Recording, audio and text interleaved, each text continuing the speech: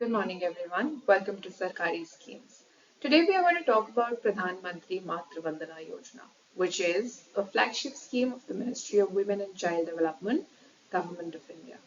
This scheme is extremely important because one woman dies every 2 minutes due to pregnancy or childbirth complications, despite the maternal mortality rates in India dropping by a third in the last 20 years. But let's look at who the beneficiaries of this scheme are. Pregnant and lactating women who are about to have their first delivery. There are certain people who this scheme is not applicable for. Those who are in regular employment with central, state, government or public sector undertaking, those who receive benefits of similar schemes or laws, and any pregnant or lactating woman taking services from private hospitals. But if the requisite conditions are duly certified and that pregnant woman is able to furnish a mother and child protection card by a government doctor or an officer or functionary not below the rank of an ANM, then the beneficiary can claim the benefits of Pradhan Mantri Matru Vandana Yojana. What are the benefits? To all pregnant and lactating women on their first delivery, a total of 5,000 rupees is provided in 3 installments. The first installment of rupees 1,000 at the time of registration of the pregnancy, the second installment of rupees 2,000 after antenatal checkup after 6 months, and the third installment of rupees 2,000 when birth of the child is registered. What is the application process is something that we will come to after we look at the documents needed for the application.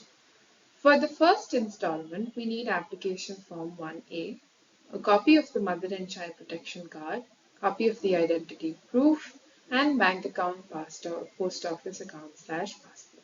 This form 1A can be downloaded from the website of Ministry of Women and Child Development and also can be taken from the hospital, the government hospital, or an Anganwadi worker or an ASHA.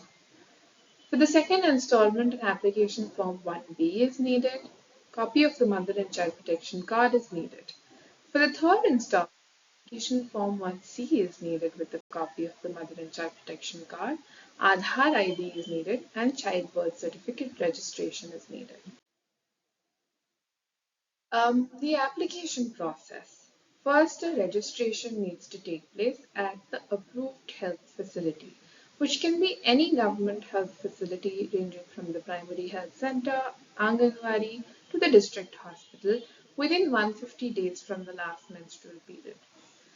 Then, application for availing benefit needs to be made at the Anganwadi Center or the ASHA and ANM within 730 days from the day of last menstrual period or 460 days from the day of childbirth if the last menstrual period date is not available. There are certain things to keep in mind.